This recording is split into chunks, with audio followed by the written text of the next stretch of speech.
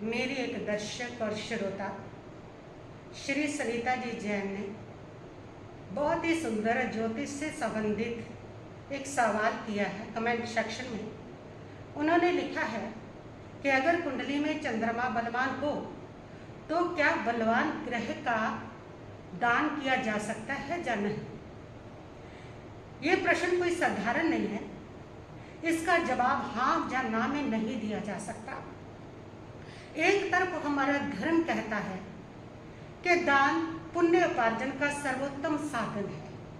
बचपन से भी हम सुनते आए हैं कि दान करने से सब प्रकार की रिद्धि सिद्धि वृद्धि की प्राप्ति होती है। यहाँ तक कि हमारे धर्म में दान को मोक्ष का मार्ग तक कहा है। मोक्ष के 4 मार्ग दान, शील, तप और भावना। लेकिन दूसरी तरफ ज्योतिष शास्त्र के नियम ये भी कहते हैं कि अगर किसी प्रकार का गलत दान हो जाए जो ग्रह के उल्ट होता है तो वो वैसे ही असर करता है जैसे गलत दवा खा लेने से वो शरीर के ऊपर असर करती है। तो आज हम इसी रहस्य को इस प्रवचन में खोलेंगे कि क्या बलवान ग्रह का दान, बलवान चंद्रमा का दान हमें करना चाहिए या नहीं करना चाहिए। और साथ में आप ये भी जानेंगे कि जिस ग्रह का दान किया जाता है उस ग्रह की ऊर्जा आपके जीवन में कैसे बदलती है। हर ग्रह का एक विशेष तत्व, रंग, वस्तु, भोजन, धातु पर अधिकार होता है। जैसे चंद्रमा का अधिकार सफेद रंग की वस्तुओं पर होता है, चावल, चीनी, दूध, दही, मोती, पानी, और उसके साथ मन की भावनाएं, हमारा मन, इनके ऊपर भी इसका अधिकार होता है। ज्योतिष का ये भी नियम है कि अगर आप किसी ग्रह का दान देते हो तो आप उस ग्रह की ऊर्जा और उसके प्रभाव को अपने जीवन से कम कर रहे होते हो। दान का सीधा अर्थ है कि उस ग्रह की नकारात्मक ऊर्जा को, उसके प्रभाव को कम करना या उसको विसर्जित करना। अगर कोई ग्रह आपको पीड़ा दे रहा है, जब वो ग्रह पीड़ित है, परेशानियां क्रिएट कर रहा है, तो आप उसका दान कर सकते हैं। लेकिन अगर कोई ग्रह शुभ है और आपको वो शुभ फल दे रहा है तो उसका दान नहीं करना होता बल्कि उसकी संरक्षण करना होता है। ठीक वैसे ही जिस प्रकार आपके घर में गंदे पानी की एक बाल्टी पड़ी है, आप उस पानी को बाहर फेंक देते हैं, उससे उसकी गंदगी बाहर चली जाती है। और लेकिन अगर ऐसी बाल्टी है जिसमें अमृत भरा है जो आपको सुख, शांति, समृद्धि, स्वास्थ्य देती है, आप उसको कभी भी बाहर नहीं फेंकते। इसी प्रकार जो ग्रह नकारात्मकता देता है उसका दान किया जाता है, और जो ग्रह आपको शुभ फल देता है, अच्छा दे रहा है, उसकी ऊर्जा को संरक्षित किया जाता है, उसकी ऊर्जा को बाहर नहीं फेंका जाता, उसके प्रभाव को संरक्षित किया जाता है। सबसे पहले तो हमें ये समझने की जरूरत है कि असल में मजबूत चंद्रमा क्या होता है। ज्योतिष शास्त्र चंद्रमा को मजबूत तब मानता है जब उसके अंदर ये 3 बातें होती है। सबसे पहली बात, उसकी स्थिति अच्छी होनी चाहिए, यानी कि वो वृष राशि में, अपनी उच्च की राशि में हो या अपनी स्वयं राशि कर्क राशि में हो, और तब वो चंद्रमा बलवान होता है। दूसरी बात उसमें है कि उसका पक्ष बल मजबूत हो। पक्ष बल, चंद्रमा जैसे जैसे पूर्णिमा के पास आता है वैसे वैसे उसकी शक्ति बढ़ती है। शुक्ल पक्ष की एकादशी से लेकर के कृष्ण पक्ष की पंचमी तक चंद्रमा सबसे ज्यादा शक्तिशाली माना जाता है, और इस पक्ष बल का जब उसके पास होता है तब वो चंद्रमा मजबूत होता है। तीसरी बात कि उस चंद्रमा के ऊपर किसी शुभ ग्रह की दृष्टि का होना, सौम्य ग्रह की दृष्टि का होना, बृहस्पति ग्रह जैसी ग्रह की दृष्टि का होना, वो भी उस चंद्रमा को मजबूत करता है। लेकिन ऐसा मजबूत चंद्रमा भी कई स्थितियों के कारण दुष्प्रभाव देने लगता है। और वो क्या होता है, किस प्रकार होता है। मान लो आपका चंद्रमा उच्च का है, पक्ष बल भी उसका मजबूत है, सौम्य ग्रह की भी उसकी दृष्टि है, वो पूरी तरह से मजबूत है, बलवान है, लेकिन वो आपके 6ठे घर में आ गया। 6ठा घर कर्ज का है, बीमारी का है, रोग का है, शत्रुओं का है। जहाँ आपके 8वें घर में आ गया, 8वां घर आपकी मुसीबतों का है।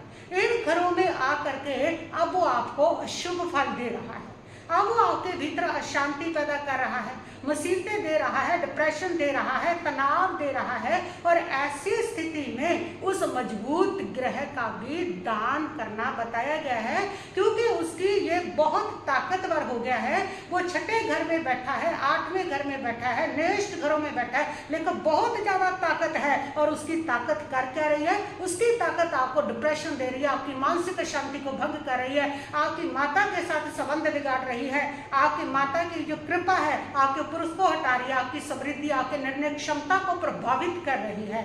तो ऐसी स्थिति में उस मजबूत चंद्रमा की उस नकारात्मक ऊर्जा के प्रभाव को कम करने के लिए उसका दान देना भी बताया गया है, कि वहां दान दे करके उसकी उस नकारात्मक ऊर्जा को कम किया जाता है। अब सीधे हम इस बात पर आते हैं कि इनका परिणाम क्या हो सकते हैं। अगर चंद्रमा आपकी जन्म कुंडली में बलवान है, शुभ है और पूरा मजबूत हो करके पड़ा है, तो वो चंद्रमा आपको मानसिक शांति देगा, वो चंद्रमा आपके ऊपर माता की कृपा को देगा, आपको माँ का भरपूर प्यार मिलेगा, आपको समृद्धि देगा, सुख शांति देगा। लेकिन अगर आप हर सोमवार को इस संकल्प के साथ सफेद वस्तुओं का चंद्रमा का दान कर रहे हो कि मैं चंद्र ग्रह की शांति हेतु दान कर रहा हूं, तो वो दान जो आप करते हो तो अनजाने में ही आप ब्रह्मांड को ये संदेश दे रहे हो कि मेरे इस ग्रह की ऊर्जा को कम किया जाए। उस दान का मतलब है कि ग्रह की उस ऊर्जा को कम करना। आप वो जो शुभ फल आपको दे रहा था उसकी ऊर्जा जब कम होगी तो आपका शुभ फल भी कम होगा। जैसे वो शुभ फल कम होता चला जाएगा तब आपके भीतर तनाव आएगा, डिप्रेशन आएगा, माँ से आपके संबंध खराब होने लगेंगे, माता जैसी जितनी बुजुर्ग घर में लेडीज है उन सबके साथ भी आपकी प्रॉब्लम आ जाएगी, उनकी कृपा भी आपको प्राप्त होनी बंद हो जाएगी, आपकी निर्णय क्षमता प्रभावित होने लगेगी। अब हमें धर्म और ज्योतिष उपाय के बीच की रेखा को समझना है। जब आप ग्रह ठीक करने की मानसिकता से सफेद रंग की वस्तु का दान करते हो तो ये ज्योतिषीय उपाय है। लेकिन अगर आपके द्वार पर सोमवार वाले दिन कोई दुखी व्यक्ति आ गया, कोई गरीब व्यक्ति आ गया, कोई भूखा प्यासा व्यक्ति आ गया, आप दया के भाव से, करुणा के भाव से, उसके दुख को दूर करने के भाव से आपके घर में पड़ी हुआ दूध, चावल, चीनी उसको दे देते हैं, तो ये जो है ये ज्योतिषीय उपायों में नहीं आता है, ये आपकी इंसानियत है। और दुनिया का कोई भी ग्रह आपको इंसानियत की सजा नहीं देता है, ये सेवा भाव है और सेवा भाव ज्योतिष के सभी नियमों से ऊपर होता है। अगर आप इस भाव से वो दान दे रहे हैं कि वो दुखी है, वो उसके ऊपर दया करुणा के भाव से दान दे रहे हैं, तब वो आपका दिया हुआ सोमवार को सफेद रंग का दान आपकी चंद्रमा की ऊर्जा को कम नहीं करता है। आपके शुभ बलवान चंद्रमा की ऊर्जा को वो कब कम करता है? जब आप उस ग्रह को दान करने की मानसिकता से देते हैं कि मैं अपने चंद्र ग्रह के लिए ये दान कर रहा हूँ, ऐसी मानसिकता से देते हैं और आपका चंद्र ग्रह बलवान है और तब वो उसकी ऊर्जा कम होती है। लेकिन अगर आप करुणा दया के भाव से देते हैं, ग्रह की कोई मानसिकता नहीं है, तब वो आपकी ऊर्जा को कभी कम नहीं करता, वो दान आप दे सकते हैं। अब हम बात करते हैं कि यदि आपका चंद्रमा मजबूत है तो उसकी उस ऊर्जा को हम कैसे सुरक्षित रख सकते हैं। उस मजबूत बलवान चंद्रमा की ऊर्जा को सुरक्षित रखने के लिए मैं आपको 4 बातें बताऊंगी। पहली बात, उसकी ऊर्जा को सुरक्षित रखने के लिए जिनका भी चंद्रमा मजबूत है और वो उस ऊर्जा को सुरक्षित रखना चाहते हैं, उसकी शुभ ऊर्जा को कंट्रोल करके रखना चाहते हैं, तो वो चांदी के बर्तन में यानी कि दूध पानी इसको पिए, जब माँ के हाथ की खीर खाएं सोमवार को, वैसा करें। और दूसरा उनका जो उपाय है वो सबसे बड़ा चंद्रमा की ऊर्जा को सुरक्षित करने का उपाय है, और वो उपाय है माता दादी नानी के चरण, यानी कि उनके चरणों में रोज सिर झुकाना और उनका आशीर्वाद लेना। और तीसरा इसका जो उपाय है इसकी ऊर्जा को सुरक्षित करने का, वो है पानी को बचाना, पानी का सम्मान करना। पानी को व्यर्थ ना बहाएं, पानी अगर टपक रहा है आपके घर में तो आपका चंद्रमा खराब होता है। पानी को जितना वेस्ट करते हो उतना ही आपका चंद्रमा अशुभ होता है और आपका चंद्रमा नेगेटिव जो एनर्जी है वो आपको देने लग जाता है। चंद्रमा से अगर आप पॉजिटिव एनर्जी पाना चाहते हो, चंद्रमा को बलवान करना चाहते हो, खुश करना चाहते हो, तो आप पानी की बचत करें, पानी को कम बहाएं, पानी को बर्बाद ना करें, पानी को व्यर्थ ना करें। चौथा जो उपाय है वो उपाय है कि आप हर पूर्णिमा वाले दिन थोड़े समय के लिए पूर्णिमा की चांद में बैठे थोड़ी देर चंद्रमा का मेडिटेशन करें। ये ध्यान आपके मन को सीधा चंद्र की तरंगों के साथ जोड़ देता है। तो ये 4 ऐसे उपाय हैं, ये 4 ऐसी बातें हैं जो आपके बलवान चंद्र ग्रह की ऊर्जा को सुरक्षित रखती है। ज्योतिष संतुलन का विज्ञान है, अंधविश्वास या आंख मूंद कर मानने वालों का विज्ञान नहीं।